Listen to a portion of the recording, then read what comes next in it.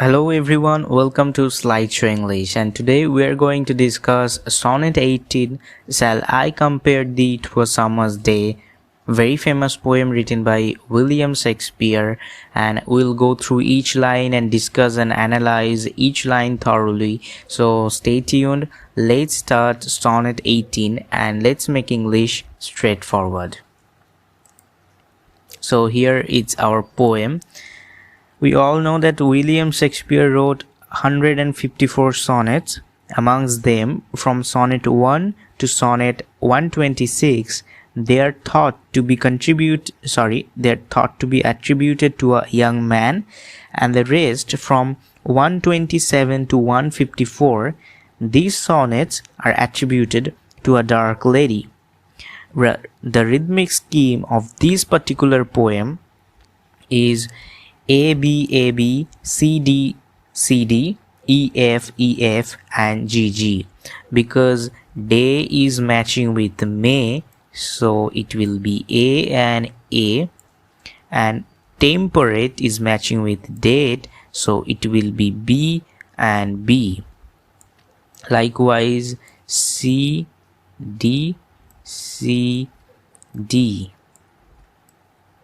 E F E F and finally C D, so it will be G G.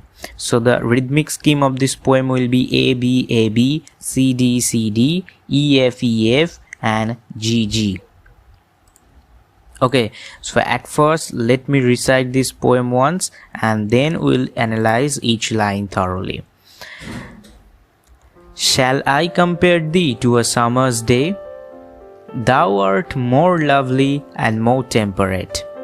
Rough winds do shake the darling buds of May, and summer's lease hath all too short a date. Sometime too hot the eye of heaven shines, and often is his gold complexion dimmed, and every fair from fair sometime declines, by chance our nature's changing course untrimmed. But thy eternal summer shall not fade, nor lose possession of that fair thou owest, nor shall death brag thou wanderest in his shade, when in eternal lines to time thou growest. So long as men can breathe, our eyes can see, so long lives this, and this gives life to thee.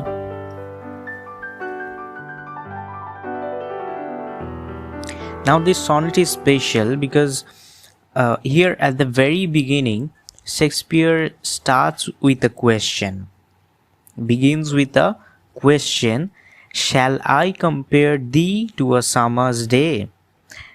That will it be fair if I will it be fair if I compare you with a day of summer? Because I think there are some similarities between you and summer's day. Then thou art more lovely and more temperate. Okay, so thou art means you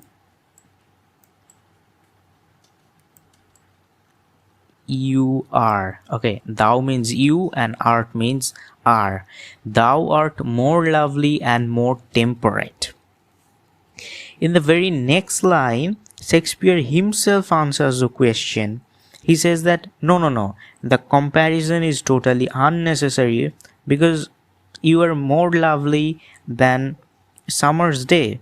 You are more moderate than the summer's day. Temperate means moderate.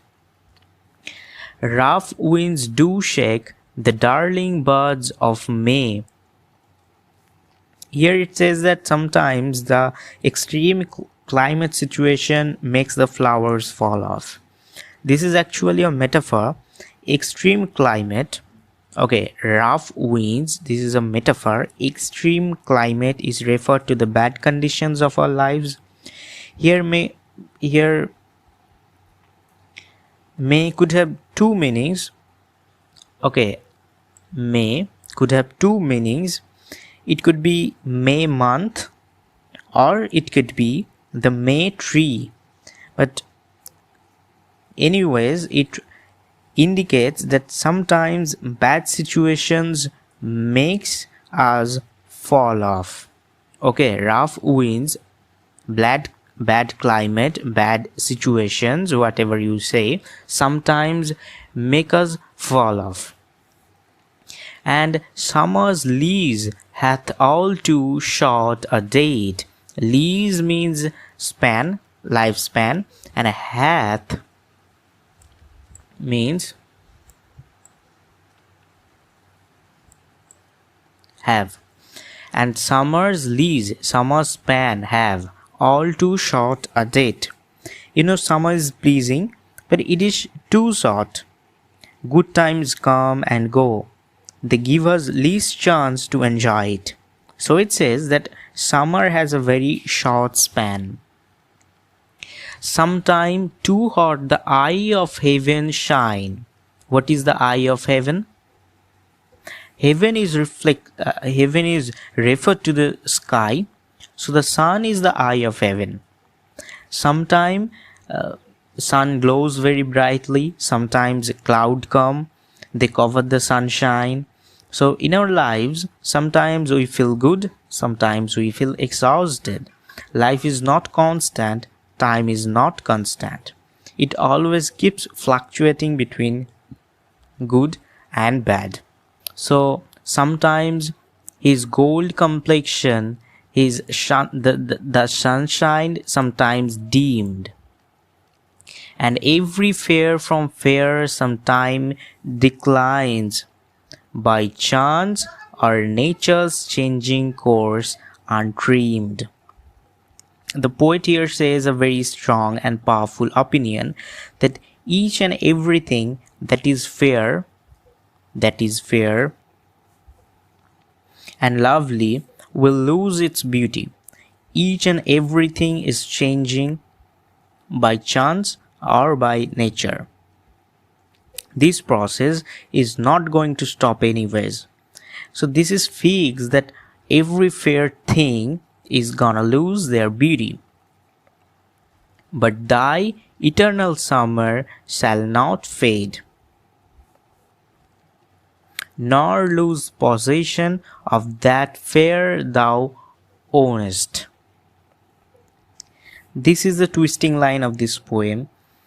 It says that anything is not permanent, everything is temporary and going to be declined, except your beauty. Your inner beauty is not going to fade, is not going to decrease, and you are not going to lose the good qualities that you own. Okay, nor lose possession of that fair thou owest. Thou means you, as I mentioned. You are not going to lose the possession of the fair things you own. Nor shall death brag thou wanderest in his shade. Okay, and even death cannot control your beauty. Death cannot take pride. Death cannot lock your beauty inside his dark shade. And how this is gonna possible? When in eternal lines to time thou growest. When you grow through these lines, and these are not ordinary lines, these lines are eternal. External things fade, but eternal beauty does not. Shakespeare wants to protect the beauty and glory in his lines of poetry. He says that you and your beauty are going to be immortal through my poetry. So long, and we came to the final couplet, so long as men can breathe or eyes can see, so long lives these, and these gives life to thee.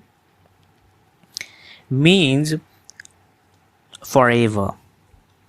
So long as humanity will exist, this poem will be there alive. And this poem will give life, This refers to these poem. This poem will give life to you. That's how the poem and your beauty become eternal, universal, and immortal. So the summary of this sonnet is that Shakespeare cannot compare his friend with a summer's day because they're very much different from each other. Like all other external particles, summer is also going to decline, but the beauty, talent, and generosity of his friend is becoming eternal and non-expirable. This is the genius of Shakespeare. He is not only think in mere physical level but also excels in universal and uniform thoughts. This is why physical qualities are less important to Shakespeare than the eternal identities. So that's all for today's video. Thank you so much for watching till now. Please give this video a thumbs up so that we can get motivation. But for now, tell me goodbye. We'll be meeting on another Slideshow English video.